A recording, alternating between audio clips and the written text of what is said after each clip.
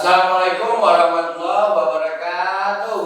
Waalaikumsalam warahmatullahi wabarakatuh. Untuk memulai pelajaran hari ini, marilah kita berdoa bersama yang akan dipimpin oleh Ananda Ansin. Silakan Ananda untuk memimpin doa. Marilah teman-teman, Bapak Guru, sebelum kita lakukan kegiatan belajar mengajar, alangkah baiknya kita berdoa. Sebelum kepada yang masing-masing, berdoa mulai.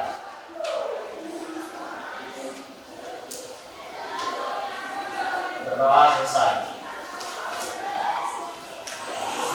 Berikutnya kita sebelum belajar untuk memperingati para pahlawan pendahulu kita hanya menyanyikan salah satu lagu wajib Indonesia, yaitu Garuda Pancasila.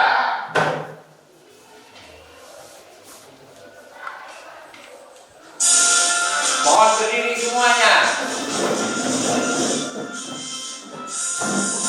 Garuda Pancasila, akulah pendukungmu. Rakyat proklamasi, sedia berkorban untukmu. Pancasila dasar negara, rayakan dimakmur semesta. Kita di bangsa satu.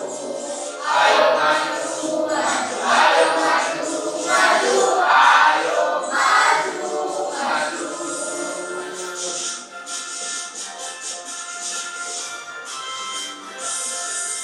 Garuda Pancasila, akulah pendukungmu.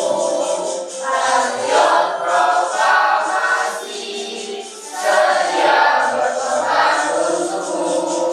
Pancasila dasar negara, rayakan dimakmur semesta. Kita di bangsaku.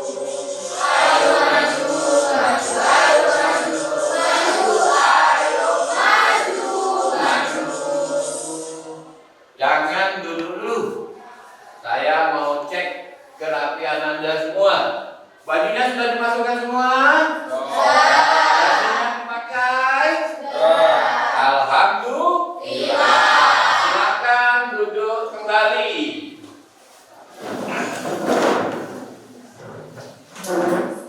Yang tidak masuk hari ini siapa kira-kira? Alhamdulillah. Sehat semua? Alhamdulillah, luar biasa, tetap semangat, Allahu Akbar. Oke, kita masuki ke pelajaran. Minggu kemarin apa materinya? Minggu kemarin materinya apa?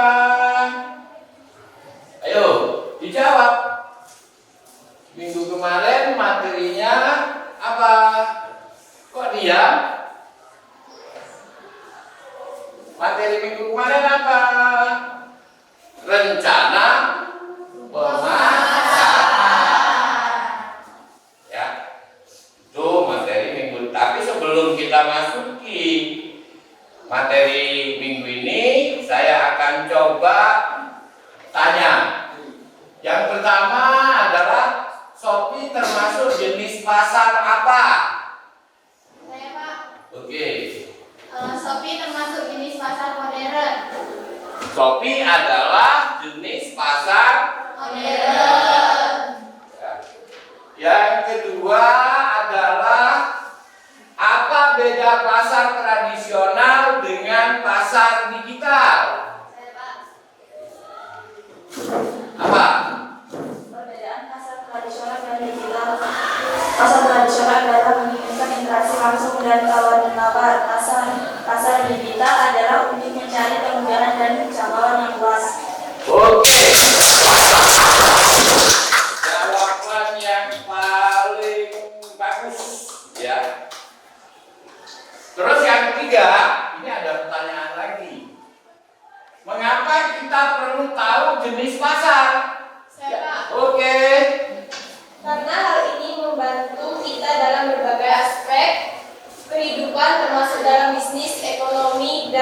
pengambilan keputusan konsumen. Gimana teman-teman jawabannya? Oke, sip.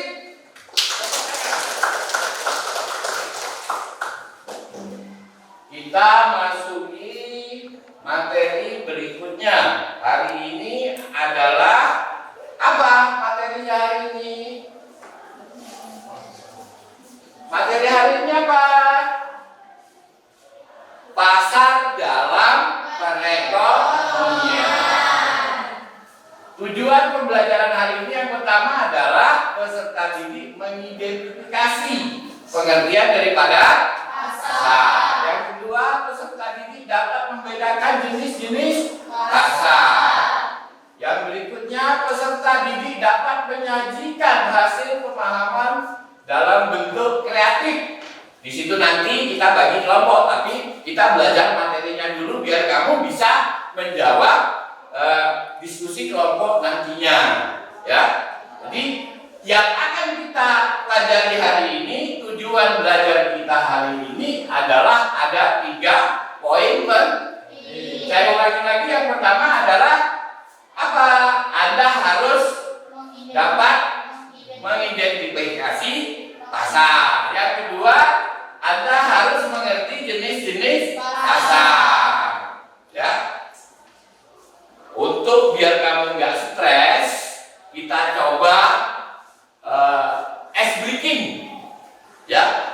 Biar kamu selalu fresh, bahagia di dalam menerima materi saya ini, tetap semangat sampai nanti akhir, ya. Kita coba ya. Oke, kita mulai. Berdiri semuanya.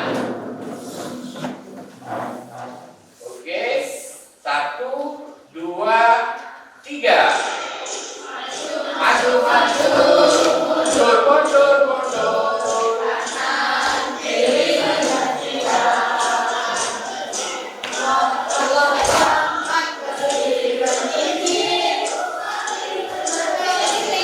ayo.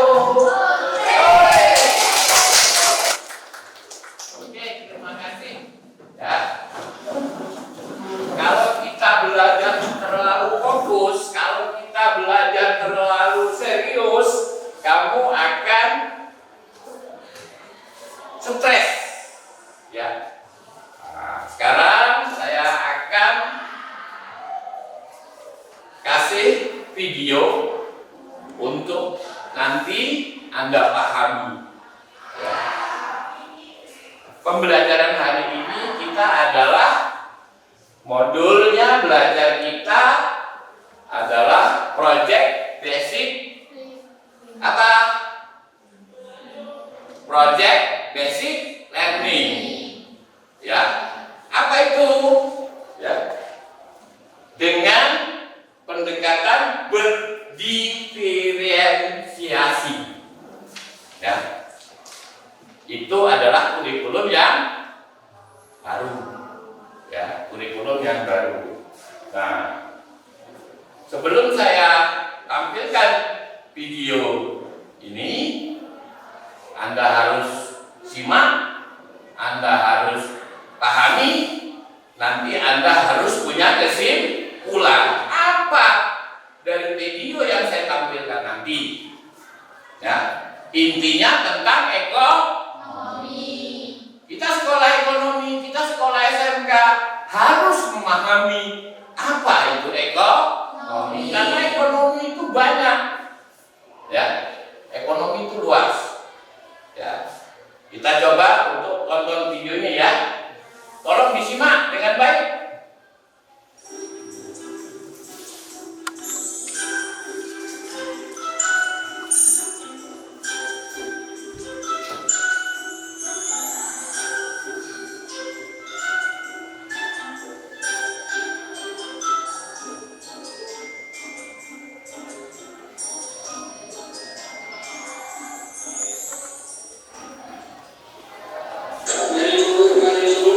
Nyimaknya santai, jangan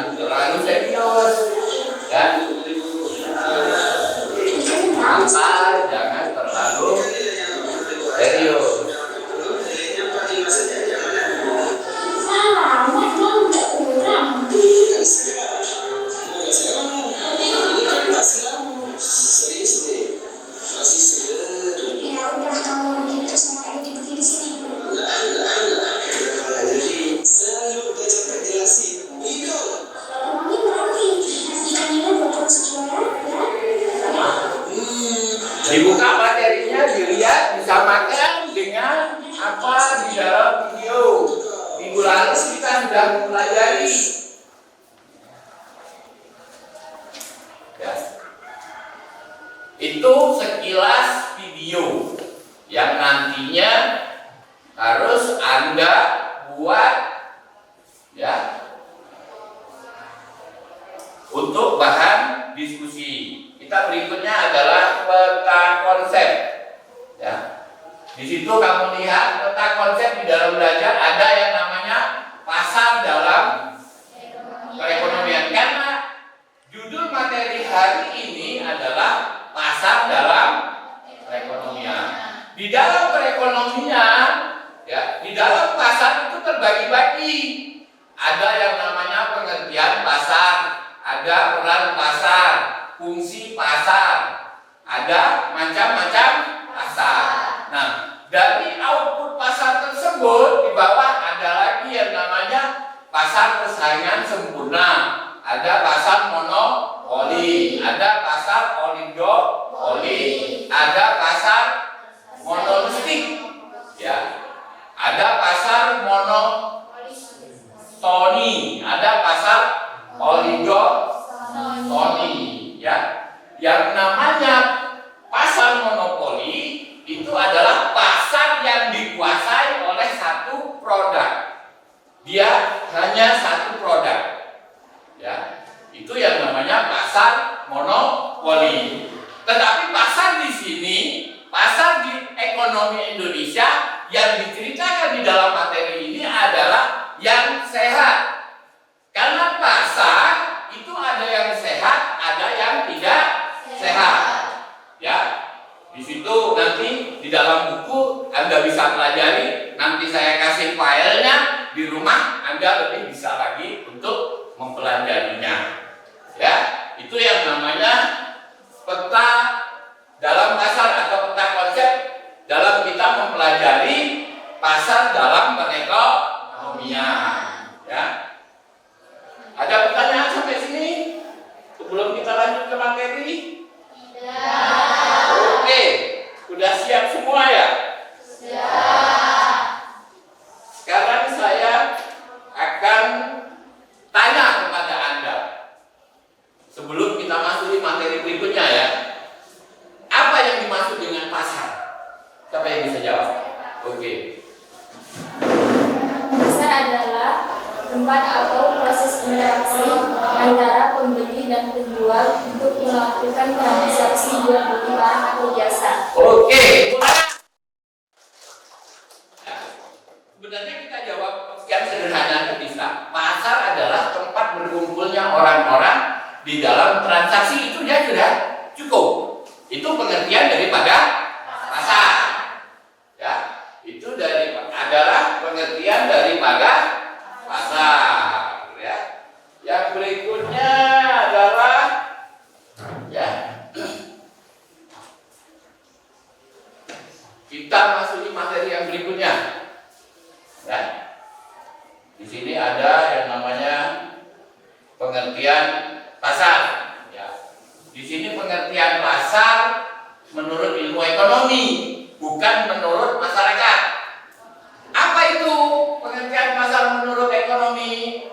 Ya. Pasar adalah bertemunya permintaan dan penawaran untuk suatu barang dan jasa yang diperjualbelikan. Itu adalah pasar. Ya.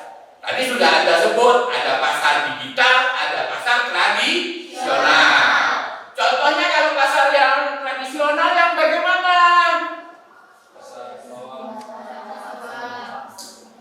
Contohnya pasar template BK11 itu adalah pasar tradisional. Ya. Tuh. Kalau pasar digital tadi sudah kamu jawab, ada Shopee, ada TikTok.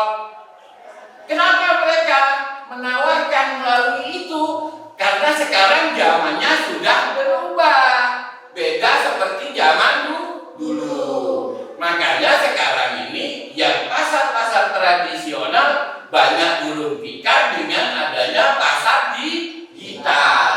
Kenapa mereka lebih murah? Karena mereka tidak kena pajak. Itu yang dimaksud dengan pasar tradisional.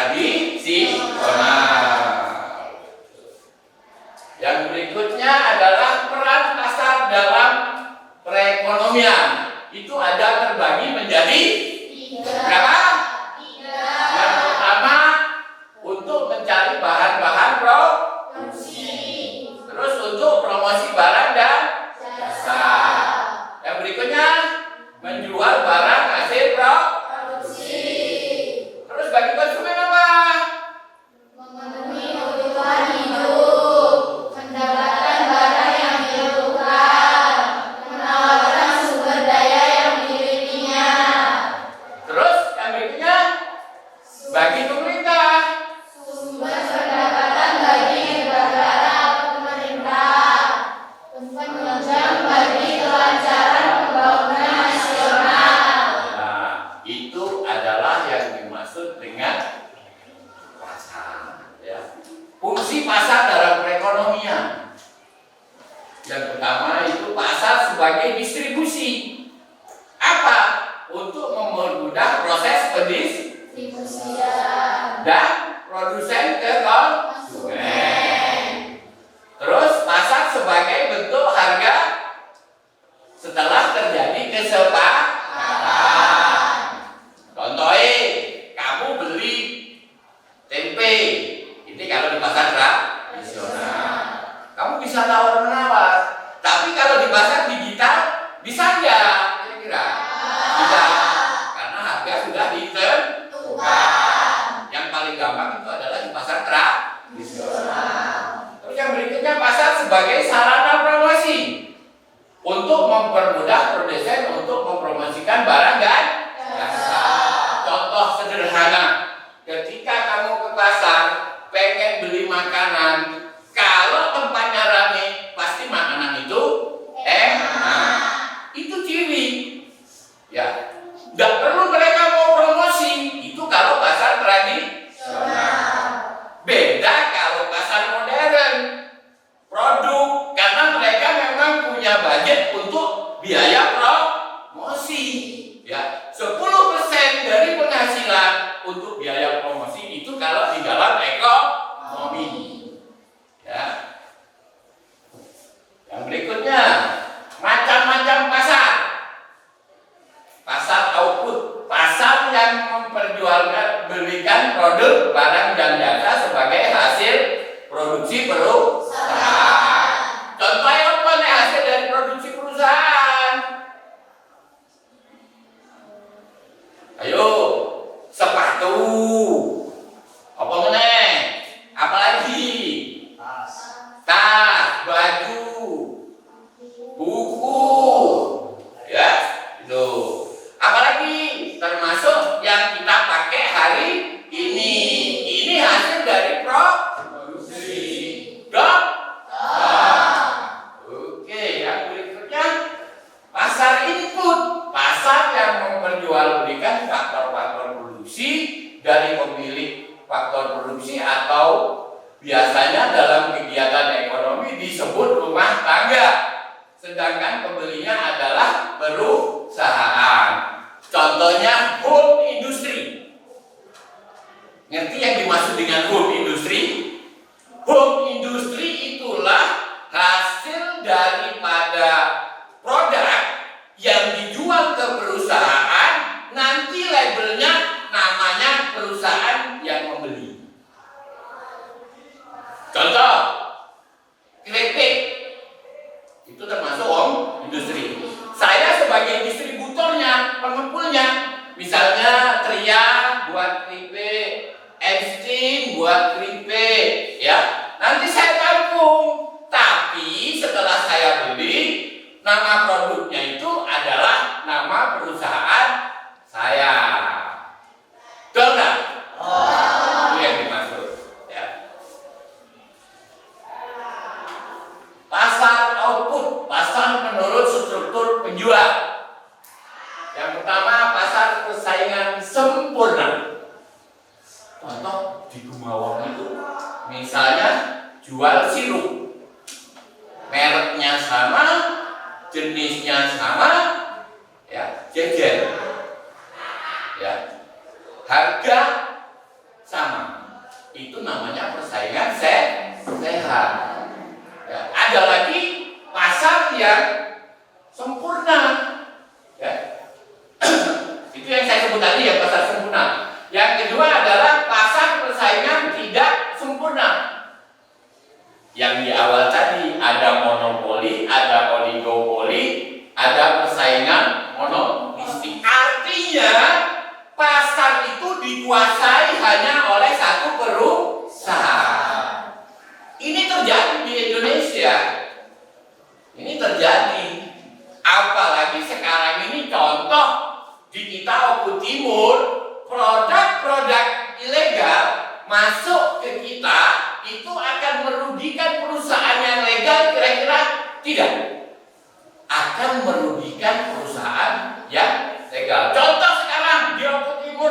dengan rokok ilegal. Akhirnya Gudang Garam Sempurna mengambil kebijakan membuat produk yang lebih murah. Sekarang Gudang Garam sudah mulai oleng, ya, karena ditempa oleh persaingan yang tidak sehat. Ya. Ada produk-produk yang ilegal, ya, tanpa cukai mereka beredar di pasaran. Ya. Jangankan rokok, lipstik itu aja bisa dipalsukan. Kira-kira merugikan nggak itu? Oke, ya. Itu yang dimaksud dengan pasar output. Yang berikutnya adalah menurut struktur penjual. Ya. Di situ yang pertama adalah pasar persaingan sempurna.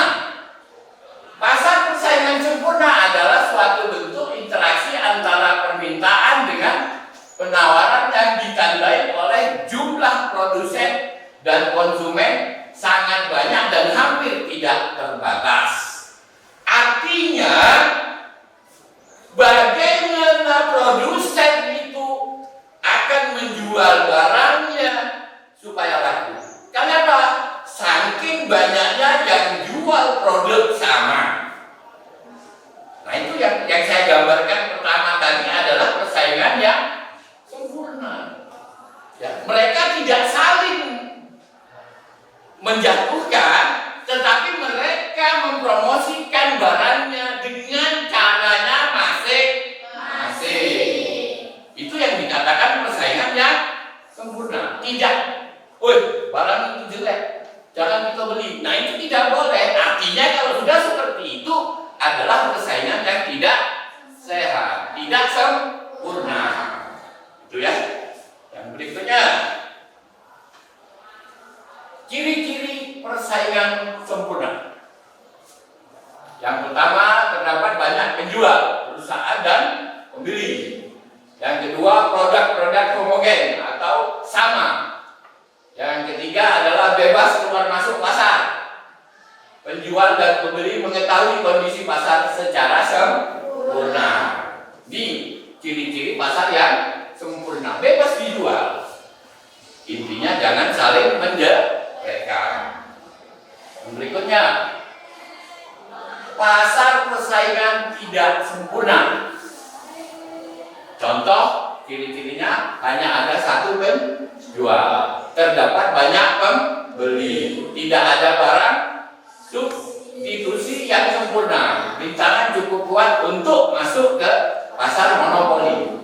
Contoh, di pasar Gumawan saat ini argolek mau cahar di kampung misalnya susah.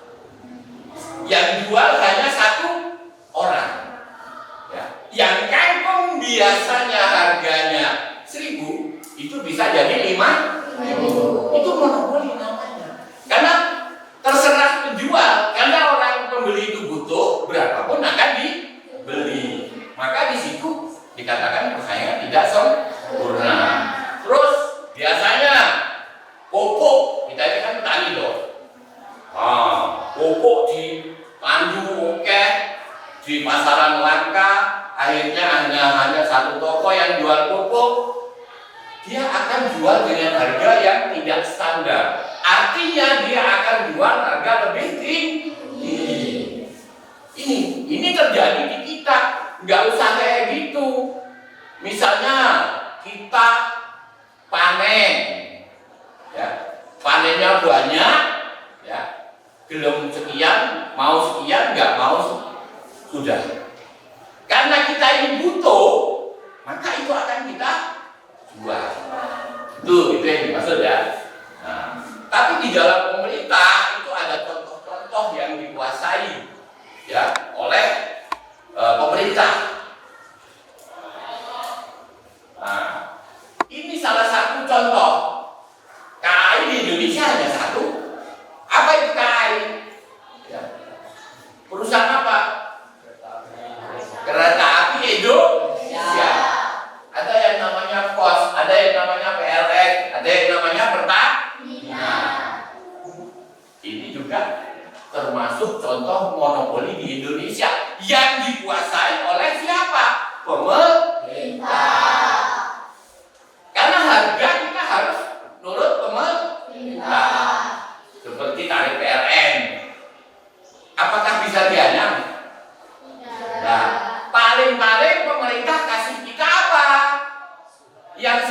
dilakukan namanya apa?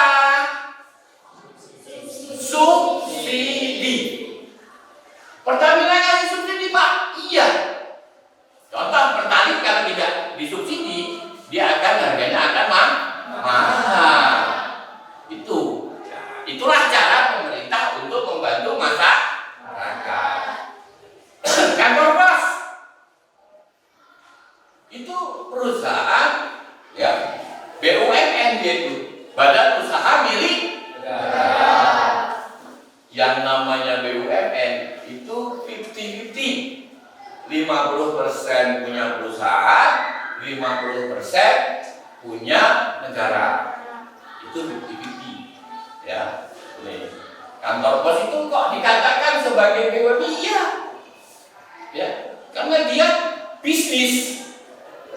Dia bisnis. Ya, bisnisnya apa?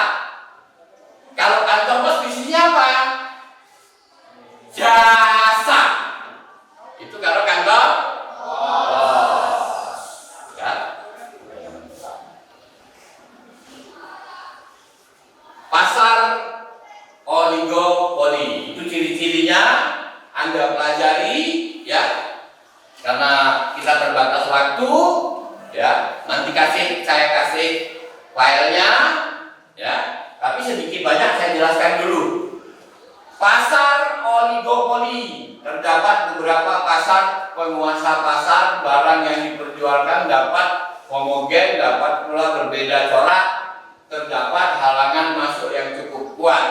Ya biasanya itu akan dikuasai oleh distribusi yang memang dia punya izin, gitu ya. Nah ini contoh pasar oligopoli, banyak, ada Toyota, ada Honda, ada Daihatsu, ada Nissan, ada Yamaha, ada Suzuki, ada Kawasaki. Perusahaan-perusahaan ini ada Indosat, ada Telkomsel, ternama di Indonesia. Ya, perusahaan-perusahaan ini ternama di Indonesia. Ya, ini contohnya ada semua. Ya, ada Honda ini kalau lambangnya seperti itu berarti mobil nah. Ya, itu mobil bukan motor. Ya, nih, oke, ya. Yang berikutnya adalah nanti kamu pelajari aja ya. Kamu lanjut apa yang ini nanti saya kasih filenya. Nah sekarang kita akan bagi kelompok. Ya, akan bagi kelompok. Kamu akan melihat video yang saya tayangkan tadi dan kamu akan ya membuat apa yang saya jelaskan ini tadi. Nanti ada visual, ada digital, ada verbal. Ya, ada 3 bagian. Kalau visual itu gambar. Kalau digital itu adalah video. Kalau verbal itu adalah laporan, semacam laporan tapi singkat. Dok? Nah, kita coba bagi kelompoknya. Yang pertama itu yang kelompok visual itu rombongan Estin, Chelsea, Febriani, Liona, Aza, Dia, sama Karsa. Itu kelompok peser ya. Artinya dia visual. Yang berikutnya adalah yang kedua adalah kelompok digital. Kalau digital itu video. Ini kelompoknya yang pertama Kaila, Laila, Nur Hamidah, Nelly, sama Rido. Ya, ini kelompok video. Yang berikutnya adalah kelompok 3 itu verbal. Verbal itu adalah laporan singkat atau yang disebut dengan laporan mini. Ya, kelompoknya adalah Angga, Putri, Rahayu, sama Eria Pertiwi, Devita, dan Nurul Aini. Nah sekarang bagilah kelompok Anda masing-masing dengan laptop Anda masing-masing. Duduknya berkelompok. Ya, berkelompok. Ayo berkelompok. Berkelompok.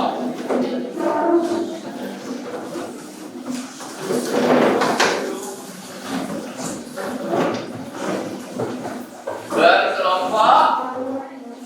Materi yang sudah Bapak kasihkan tolong dipelajari sama video yang Anda simak tadi itu sebagai bahan ajar. Nah.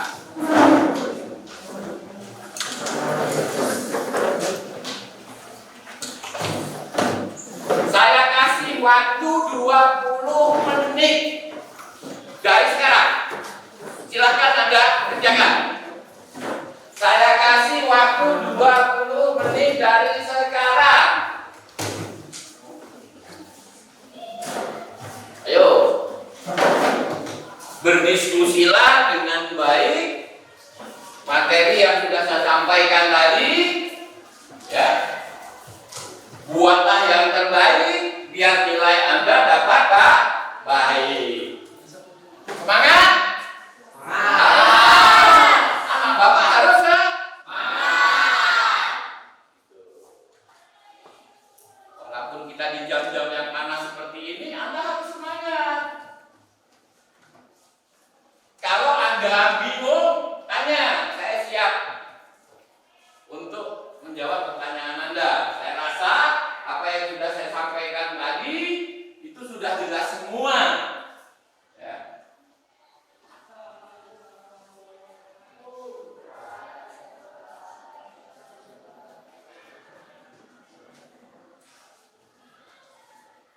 Ayo, didiskusikan yang nggak paham, itulah gunanya diskusi. Jangan hanya satu teman yang mengerjakan, harus dikerjakan sama-sama.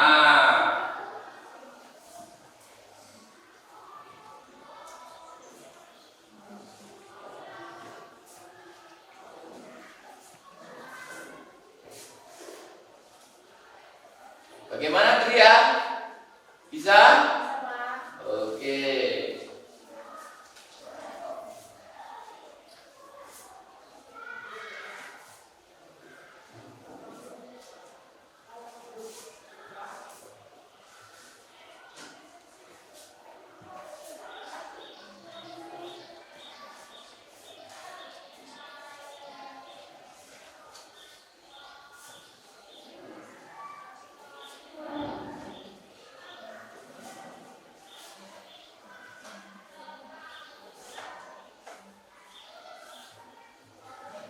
Santai,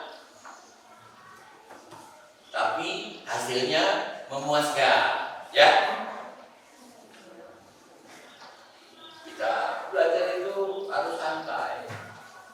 Maka pembelajaran kita adalah proyek basic learning dengan pendekatan apa?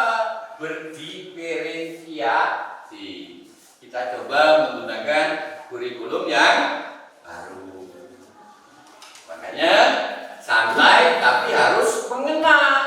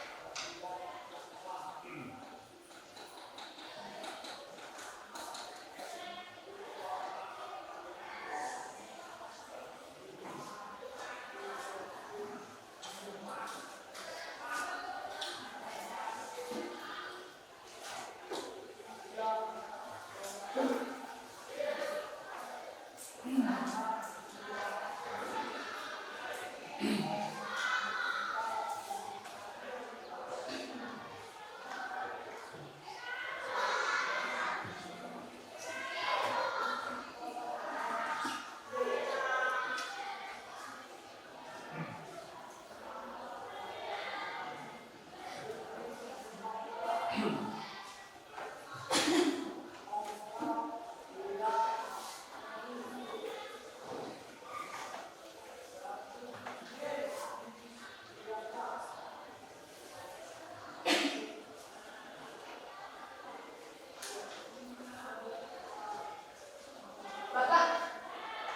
yang KPD-nya mana? LKPD-nya saya kirim ya. Saya kirim ke Anda ya. Ya. Saya kirim lewat WA ya. Ya, biar cepat saya kirim lewat WA. Ya.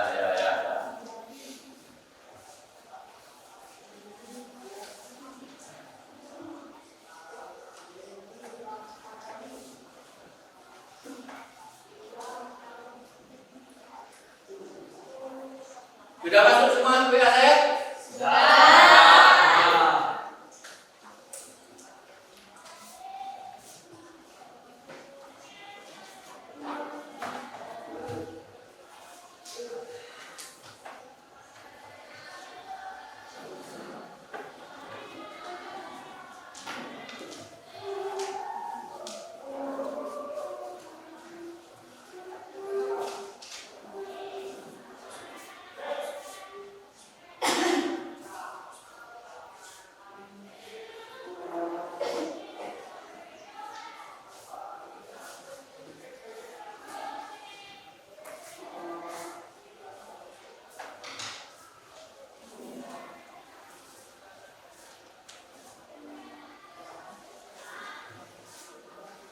Enggak susah? Materinya sudah ada semua. Tinggal kamu bagaimana menjabarkan dari materi-materi yang sudah saya berikan.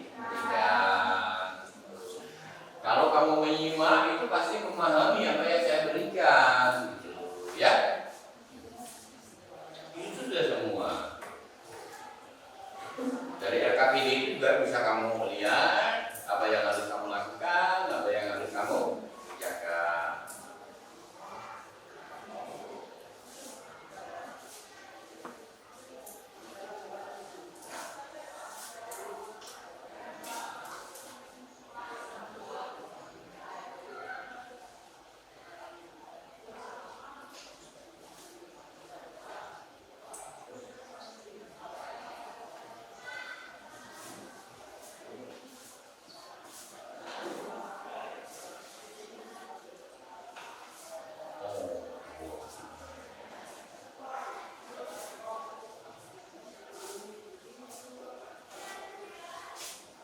Waktunya masih?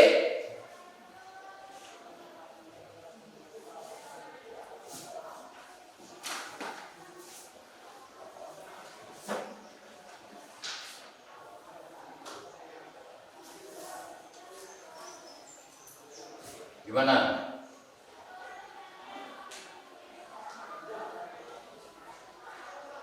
Bisa dong?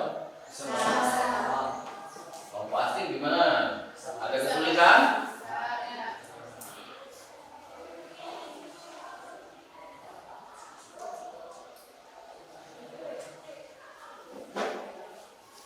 Kelompok tria gimana?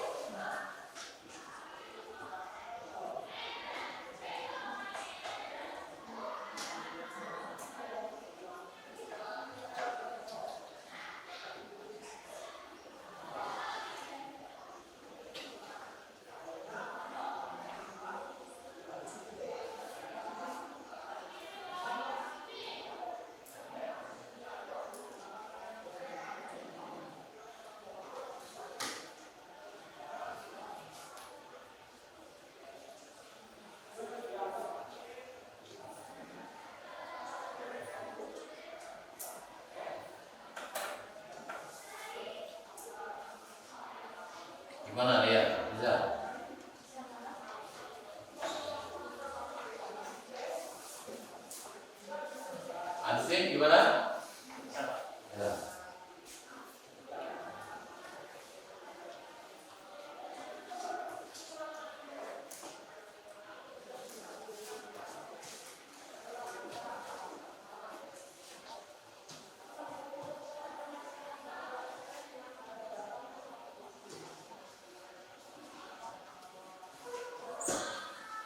Masih berapa menit lagi waktunya?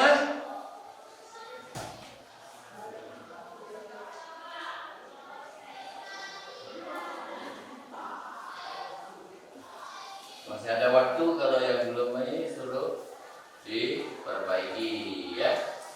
Masih ada waktu untuk memperbaiki.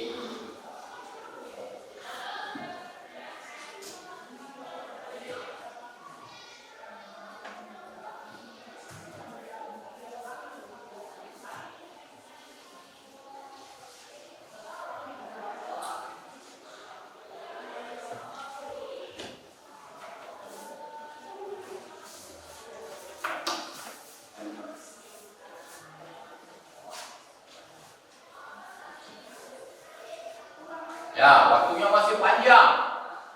Ya, waktunya masih panjang, masih 15 menit lagi. Ya, waktunya masih panjang. Gak usah keburu-buru, yang bingung ditanyakan. Ya, waktunya masih ada 15 menit lagi.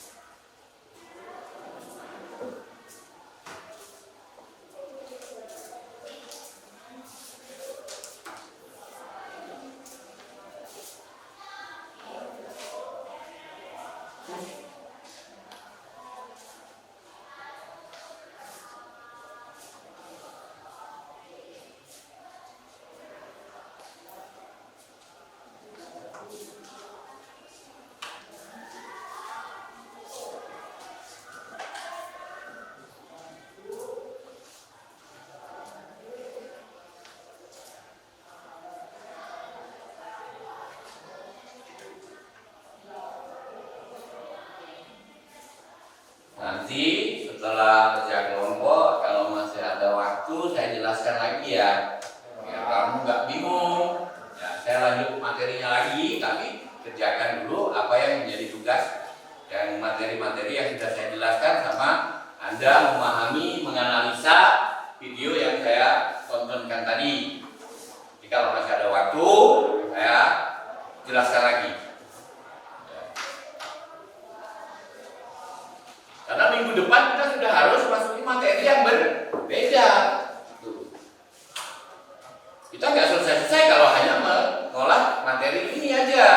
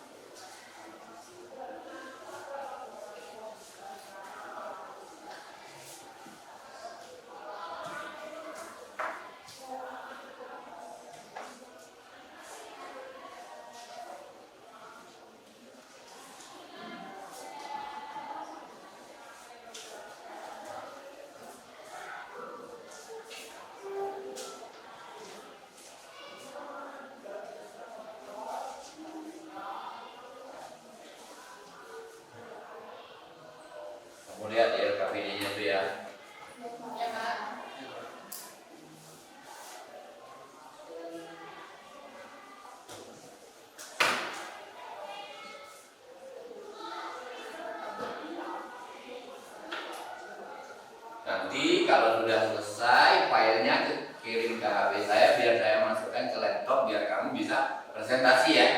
Siap.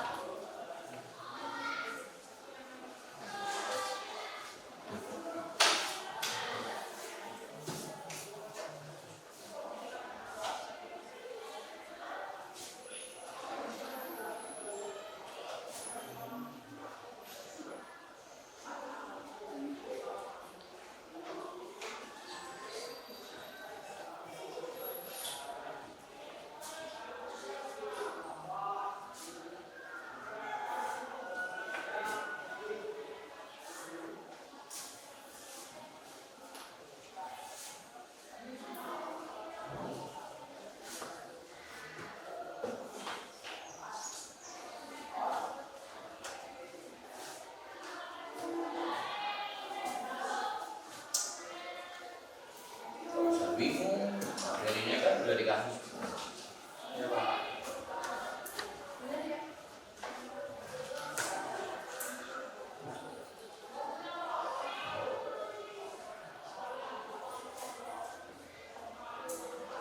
Ansih, bingung nggak? Ya.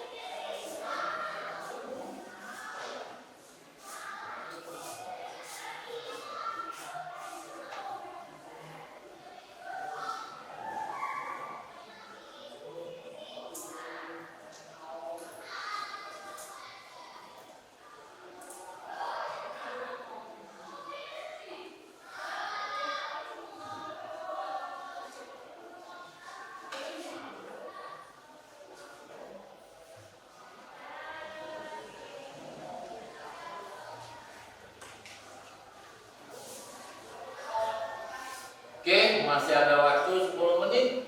Perbaiki yang masih belum diperbaiki.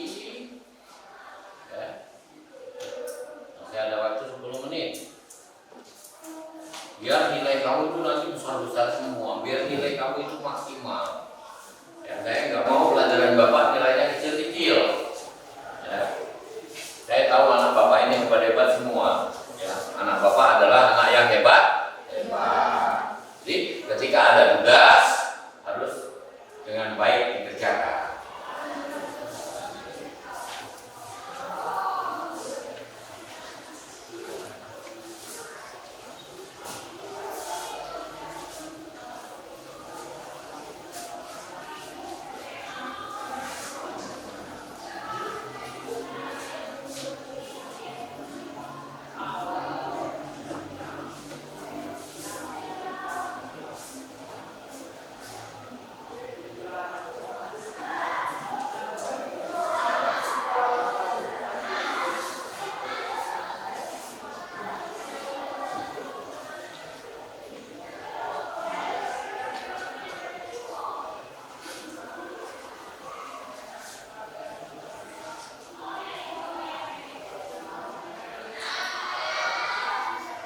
Yang namanya kerja kelompok itu adalah kerja sama, satu sama lain saling kasih masukan.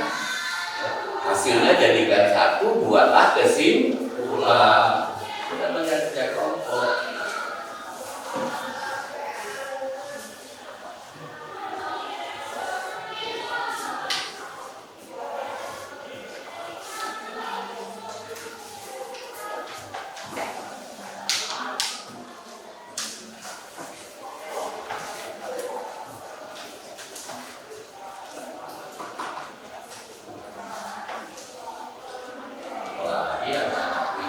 Multimedia, paham. Makanya saya minta file.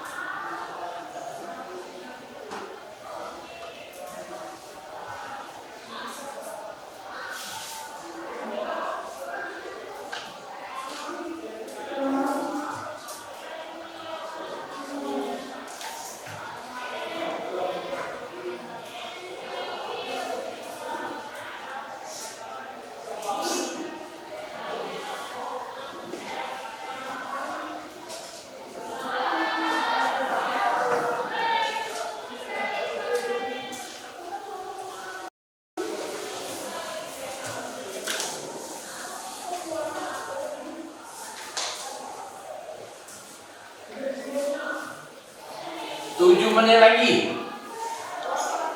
Ayo. 7 menit lagi.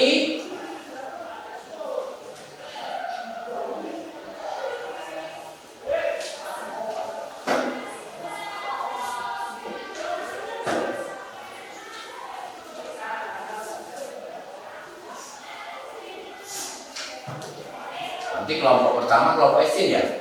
Berarti kelompok Ensin maju pertama nanti ya.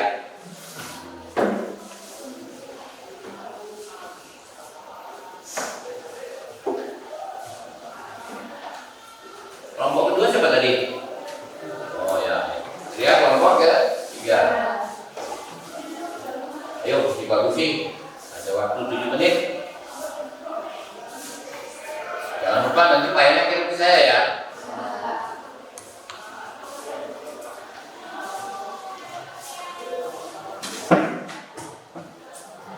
Dari situ juga saya nanti kan bisa. Kayaknya nggak ada kesulitan tuh. Nggak ada apa.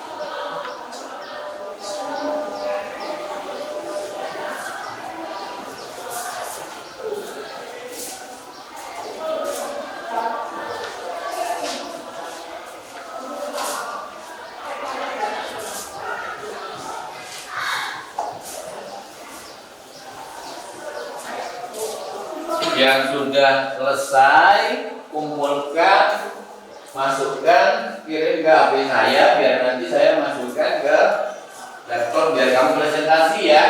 Nah, sudah selesai kirim ke HP saya. Nomor saya ada toh?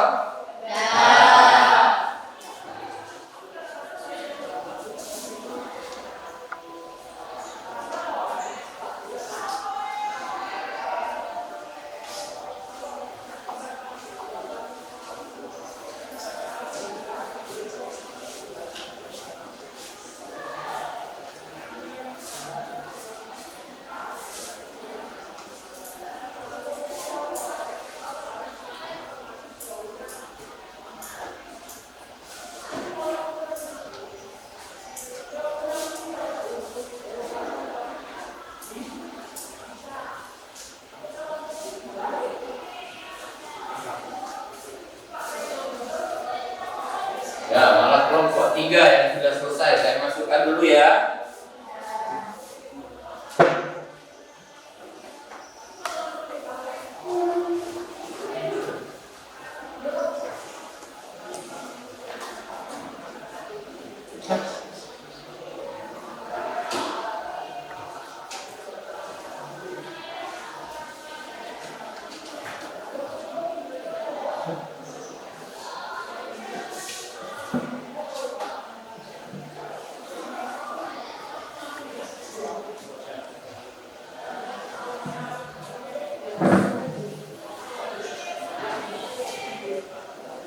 Oke, tinggal presentasi.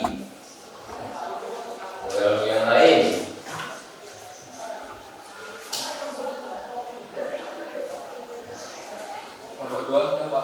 udah, sudah kirim.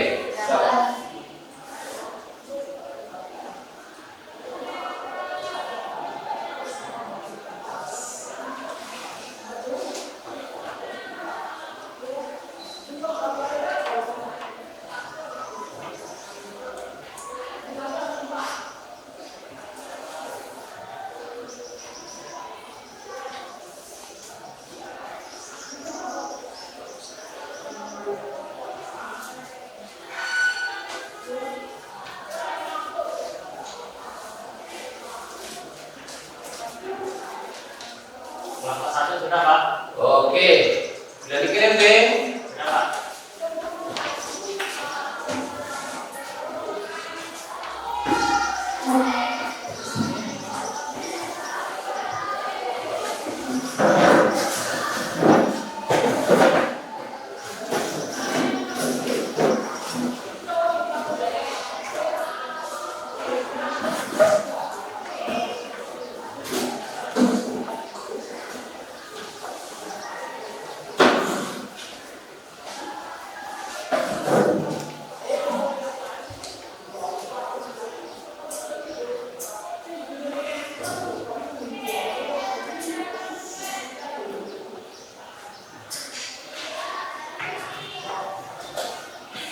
Sudah semua?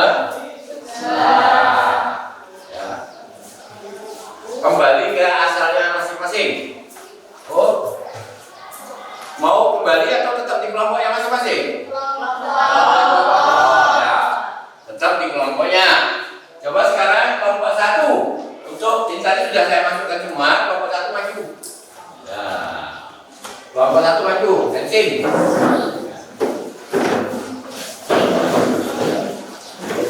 Ya, saya awali. Assalamualaikum warahmatullahi wabarakatuh. Waalaikumsalam warahmatullahi wabarakatuh. Perkenalkan, nama saya Einstein Brilian Saputra, perwakilan dari kelompok 1 ingin mempresentasikan tentang poster visual pasar digital.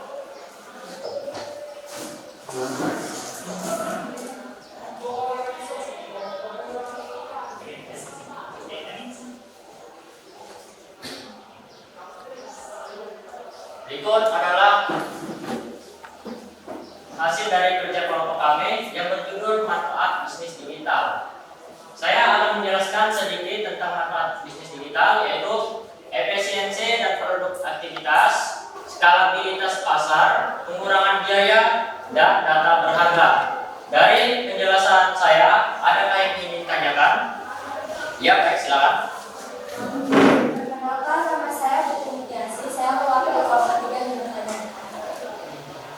Bagaimana pengaruh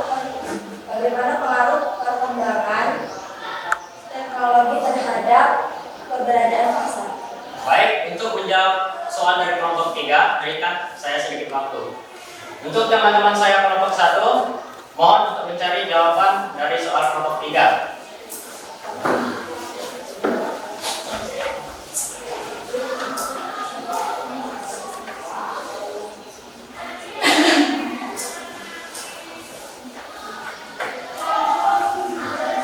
Ayo, semangat. Jawab apa yang menjadi pertanyaan dari kelompok lain. Saya pada saat pertanyaan yang kelompok 1 mencoba ingin menjawab. Perkembangan teknologi mempermudah transaksi dan menciptakan pasar digital. Itu jawabannya. Gimana? Menurutmu yang bertanya tadi kira-kira masuk nggak dari jawaban dari kelompok 1 yang kamu tanyakan? Oke. Baik, jika sudah jelas, saya akan tutup. Apabila ada kesalahan kata, saya minta maaf. Wassalamualaikum warahmatullahi wabarakatuh. Waalaikumsalam warahmatullahi Tepuk tangan semuanya.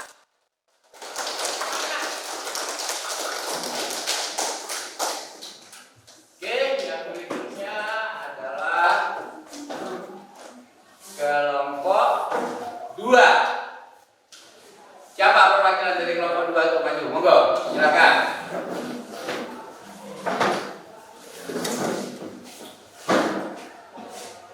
Assalamualaikum warahmatullahi wabarakatuh. Saya dari Bidang Sumatera dari kelompok 2 ingin mempresentasikan hasil kerja kelompok kami.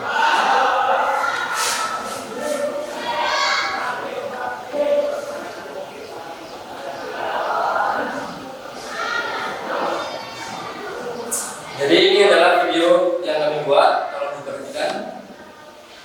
Pengertian pasar monopolistik. Pasar monopolistik adalah pasar yang memiliki banyak produsen atau perusahaan yang menjual barang atau jasa serupa, tetapi memiliki perbedaan dalam beberapa aspek. Pasar monopolistik juga dikenal sebagai pasar persaingan monopolistik atau pasar monopolistis. Ciri-ciri pasar monopolistik: 1. Banyak penjual. Pasar monopolistik memiliki banyak penjual atau produsen. 2. Produk beragam. Produk yang dijual memiliki corak yang berbeda-beda, seperti ukuran, kemasan, layanan, dan keistimewaannya. 3. Persaingan harga. Persaingan produsen cenderung tidak berdasar pada harga, melainkan melalui promosi penjualan yang aktif. 4. Kebebasan masuk dan keluar pasar. Produsen memiliki kebebasan untuk masuk dan keluar pasar. 5. Hambatan masuk rendah.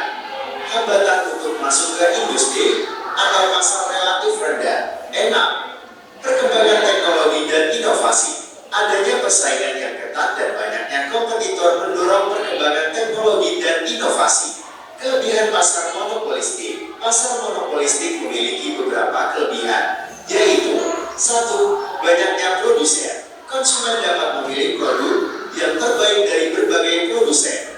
2. Inovasi produk. Produsen dapat melakukan inovasi untuk produk mereka agar tetap bersaing. 3. Diferensiasi produk. Konsumen dapat memilih produk yang sesuai dengan preferensi mereka. 4. Mudah dijumpai. Pasar monopolistik menjual kebutuhan sehari-hari sehingga mudah dijumpai konsumen. Kekurangan pasar monopolistik: 1. Persaingan tinggi. Pasar monopolistik memiliki persaingan yang tinggi dalam hal harga, kualitas, dan layanan. Produsen yang tidak memiliki modal atau pengalaman yang cukup akan cepat tersingkir. 2. Modal yang besar. Dibutuhkan modal yang besar untuk masuk ke dalam pasar monopolistik karena skala ekonomi pemain pasar yang tinggi. 3. Biaya produksi meningkat. Pasar monopolistik mendorong produsen untuk selalu berinovasi terhadap produk-produknya, sehingga meningkatkan biaya produk yang berimbas pada harga produk. 4. Harga ditentukan oleh penjual.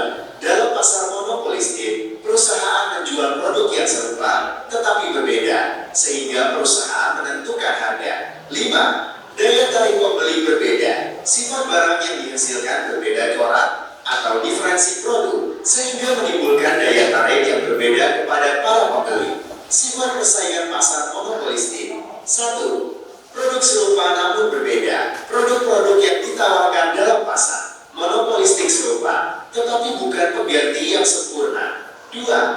Keputusan perusahaan tidak langsung memengaruhi pesaing. Keputusan satu perusahaan tidak secara langsung mempengaruhi pesaingnya. 3. Permintaan elastis. Permintaan terhadap produk atau jasa cenderung elastis, artinya perubahan kecil dalam harga dapat menyebabkan perubahan yang lebih besar dalam jumlah yang diminta. Contoh dari pasar monopolistik yaitu 1. Industri otomotif, di mana setiap merek mobil menawarkan berbagai model dengan sedikit perbedaan dalam desain, fitur, atau harga.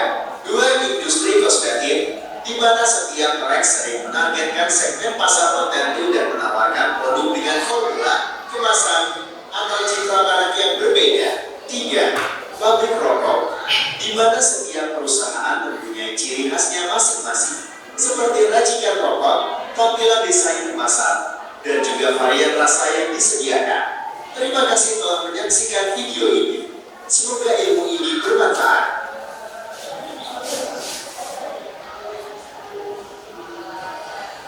Nah, jadi dari video tersebut menjelaskan secara anikmati bahwa pasar persaingan monopolistik yaitu pasar yang berada di antara pasar persaingan sempurna dan pasar monopoli. Ciri khas pasar tersebut adalah banyak penjual dan pembeli, tetapi produk yang dihasilkan tidak identik atau hanya mirip. Setiap penjual memiliki keterbatasan dalam menentukan karya karena keunikan produknya. Contoh pasar ini adalah produk sehari-hari yaitu sabun, air mineral, dan lain-lain. Nah, jadi dari penjelasan video tersebut, apakah ada teman-teman yang ingin bertanya? Ayo, silakan. Melalui kelompok 1 ingin bertanya, mengapa penting memahami struktur dasar menjadi titik usaha? Baiklah, kalau memberikan waktu dan untuk teman-teman dari kelompok 2, silakan bantu menjawab pertanyaan dari kelompok 1. Yuk, dicari jawabannya. Ya. Hasil dari yang Anda buat atau yang Anda kerjakan.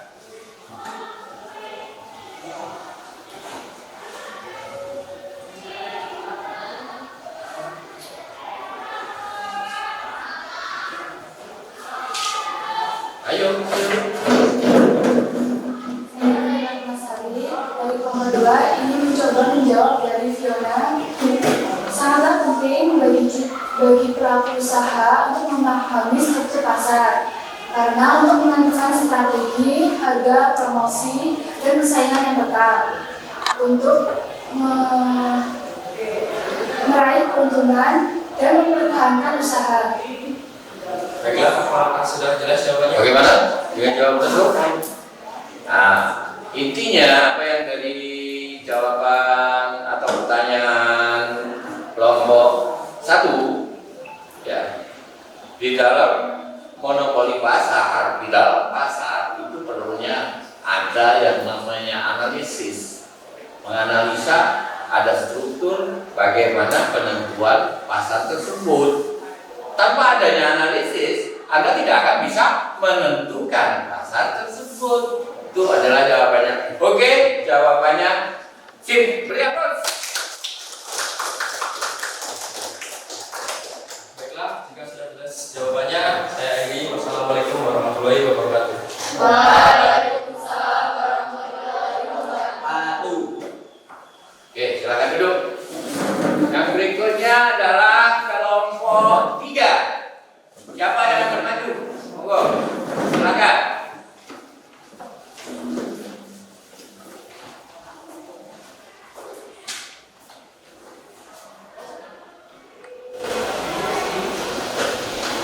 Baik, Assalamualaikum warahmatullahi wabarakatuh. Waalaikumsalam warahmatullahi wabarakatuh. Perkenalkan, nama saya Tria Pertiwi, saya mewakili dari kelompok 3. Di sini kita membuat laporan mini kelompok verbal tema analisis video pasar monopolistik.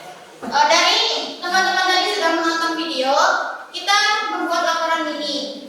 Yang pertama itu hasil pengamatan video, yaitu jenis pasar monopolistik. Ciri-ciri utama, banyak penjual dan pembeli dengan produk yang mirip namun tidak identik. Yang kedua, produk mengalami diferensiasi. Diferensiasi itu adalah tindakan membedakan antara merek, kemasan, kualitas, dan pelayanan. Selanjutnya, penjual memiliki kekuatan harga sendiri karena ciri khas produk. Selanjutnya, persaingan tidak langsung, lebih ke promosi dan branding. Konsumen memiliki banyak pilihan. Contoh produk yaitu restoran cepat saji, produk kosmetik dan sabun mandi, kedai kopi dan minuman kekinian. Selanjutnya yaitu ada analisis berdasarkan teori ekonomi. Pasar monopolistik merupakan struktur pasar antara persaingan sempurna dan monopoli. Menurut teori mikroekonomi, pasar ini memiliki banyak penjual dengan produk diferensiasi. Konsumen tetap memiliki pilihan meski harga tidak seefisien pasar sempurna. Perusahaan bersaing lewat iklan, kualitas, dan pelayanan. Selanjutnya ada peran ekonomi pasar monopolistik, yaitu yang pertama mendorong inovasi dan variasi produk, yang kedua memberikan banyak pilihan kepada konsumen, yang ketiga menumbuhkan sektor industri kreatif, yang keempat menyeimbangkan antara efisien dan kreativitas. Yang terakhir itu ada refleksi dan kesimpulan. Yang pertama itu refleksi. Kami menyadari bahwa pasar monopolistik sangat dekat dengan kehidupan sehari-hari. Produk-produk di sekitar kita seringkali tidak benar-benar berbeda, namun tetap unik karena strategi pemasaran dan desainnya. Yang kedua yaitu ada kesimpulan. Pasar monopolistik mencerminkan dinamika ekonomi modern, di mana diferensiasi di promosi menjadi kunci keberhasilan. Konsumen mendapatkan banyak pilihan, sementara produsen bersaing dengan cara kreatif. Itulah penjelasan dari kami. Teman-teman, adakah yang mau bertanya? Ya, silakan. Perkenalkan, nama saya Nelly Husna, saya perwakilan dari kelompok 2. Saya ingin bertanya, mengapa pasar monopolistik dianggap lebih realistis terjadi dalam kehidupan sehari-hari dibanding pasar persaingan sempurna? Baik, terima kasih atas pertanyaannya. Beri kami waktu untuk menjawab. Kelompok 3 silakan berdiskusi untuk menjawab pertanyaan dari kelompok 2. Yuk, jawaban yang sangat menarik, jawaban yang bagus, jawaban yang sangat memantik kalau bahasanya. Ya, jawabannya apa? Pertanyaannya, jawabannya pun harus pas. Ya, pertanyaan yang sangat bagus, pertanyaan yang sangat sip. Artinya Anda memperhatikan tadi apa yang dijelaskan oleh kelompok 3. Oke, ngomong. Saya Agus Saputra dari kelompok 3 ingin mencoba menjawab mengapa pasar monopolistik dianggap lebih realistis terjadi dalam kehidupan sehari-hari dibanding pasar persaingan sempurna. Karena dalam kehidupan nyata sangat jarang ditemukan produk yang benar-benar homogen seperti dalam pasar persaingan sempurna. Justru produsen cenderung membuat perbedaan, diferensiasi pada produknya untuk menarik minat konsumen, seperti dalam rasa, kemasan, merek, atau pelayanan. Itulah ciri khas pasar monopolistik yang memang lebih mencerminkan kondisi pasar sebenarnya. Ya. Baik, apakah jawabannya sudah memuaskan? Terima kasih. Benar. Terima kasih atas waktunya. Saya mohon maaf bila saya ada salah. Saya akhiri. Wassalamualaikum warahmatullahi wabarakatuh.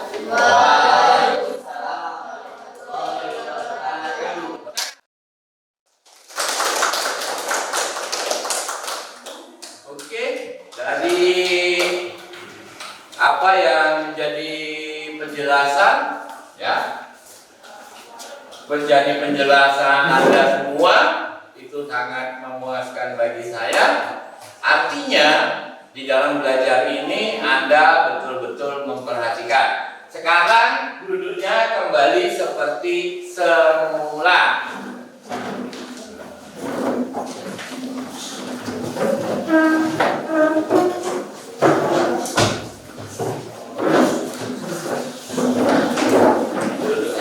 kembali seperti semula.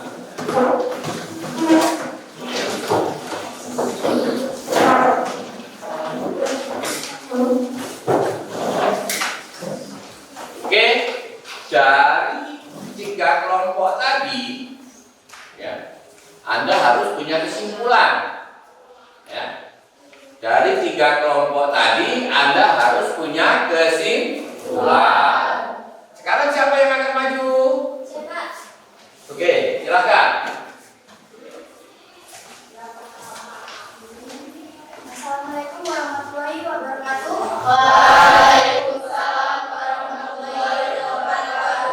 Perkenalkan, nama saya Rahayu, saya dari kelompok 3. Saya di sini akan mempresentasikan kesimpulan pasar dalam perekonomian. Pasar dalam perekonomian berperan penting sebagai tempat terjadinya interaksi penjual dan pembeli dalam proses pertukaran barang dan jasa. Pasar juga berfungsi sebagai mekanisme pembentukan harga, distribusi barang, serta alokasi sumber daya secara efisien melalui hukum permintaan dan penawaran. Jenis-jenis pasar dapat dibedakan berdasarkan bentuknya, pasar konkret dan abstrak, waktunya, harian, mingguan, musiman, permanen, dan strukturnya. Berdasarkan struktur, pasar terbagi menjadi pasar persaingan sempurna, banyak penjual dan pembeli produk homogen. Pasar tidak sempurna seperti 1. Monopoli, 1 penjual, 2. Oligopoli, beberapa penjual besar, 3. Persaingan monopolistik, produk serupa tapi berbeda, 4. Monopsoni, 1 penjual. Sekian dari saya akhiri. Wassalamualaikum warahmatullahi wabarakatuh. Waalaikumsalam warahmatullahi wabarakatuh. Beri aplaus dulu.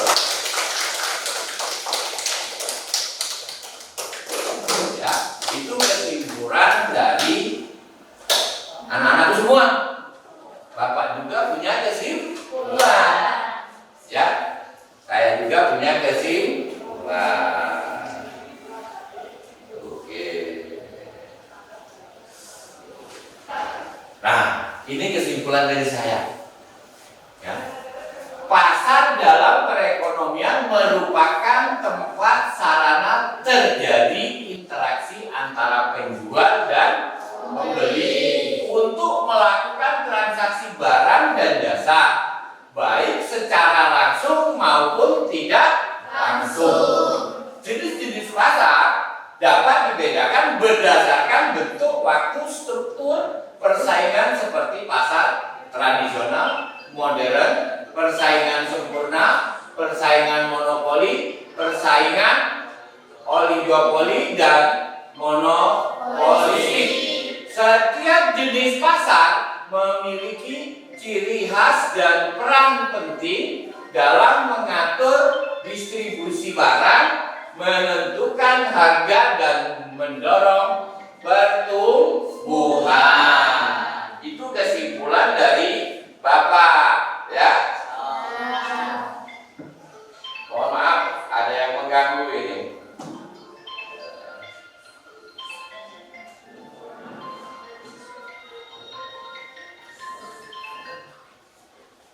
Ya, jadi itu kesimpulan dari saya. Artinya, apa yang Anda simpulkan itu hampir sama.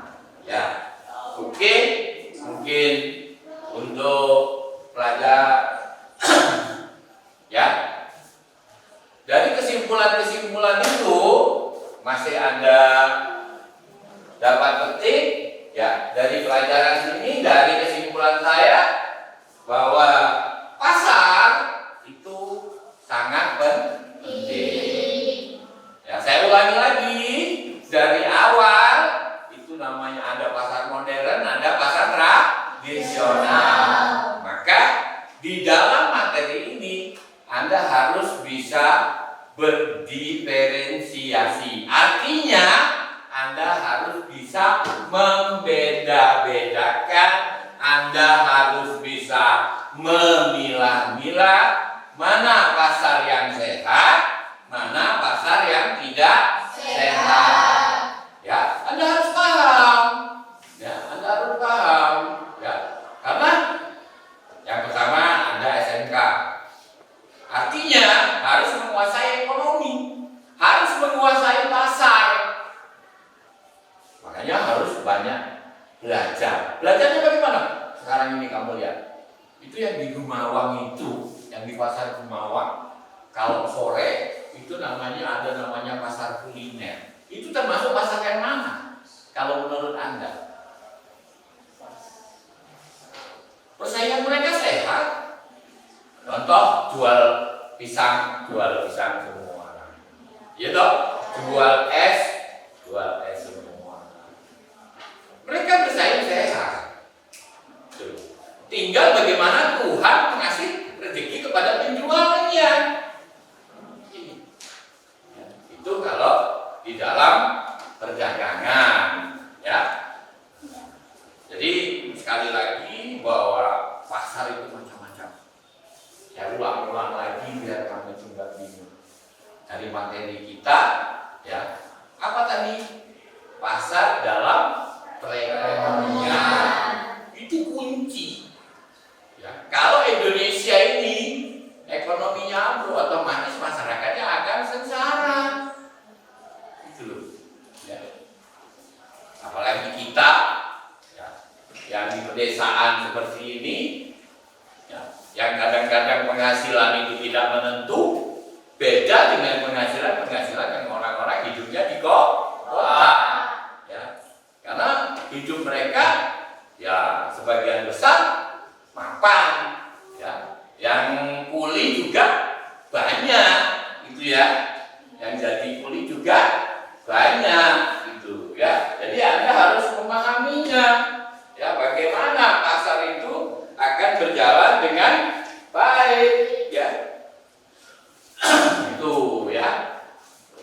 Bagaimana pasar itu akan berjalan dengan baik, ya. Untuk minggu depan materi kita adalah analisis pasar dan strategi marketing. Itu materi kita minggu depan, ya. Untuk hari ini, ya mungkin bentar lagi bel ganti pelajaran, ya. Saya mau berdoa, mudah-mudahan minggu depan kamu akan lebih memahami lagi, ya. Jadi kamu siapkan materi minggu depan itu adalah analisis pasar. Apa tadi?